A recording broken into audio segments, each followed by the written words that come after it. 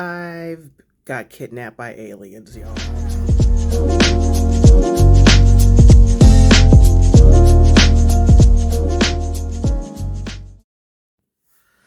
Hey, it's your girl D. I'm giving you a much needed update to explain my being absent for months on end, but I promise you have a legit reason. Um, I bought a house, yay me, kind of, and I wanted to show you that, but it also was a fixer upper, so it needed some work.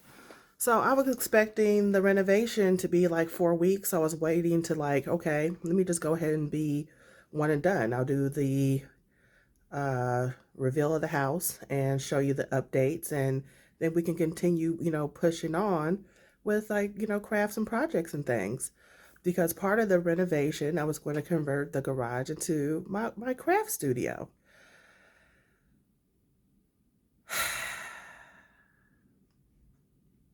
As of the making of this video, I bought the house in September. It is currently heading towards the end of April, and things are still under construction.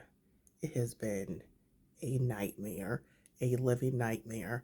I've heard about people going through these things with contractors, and although my contractor's cool, he hasn't done anything shady like take the money and run. And although I've heard about those things, but it's like every time this man opens a wall, it has cost me between $3,000 to $5,000 to get it fixed.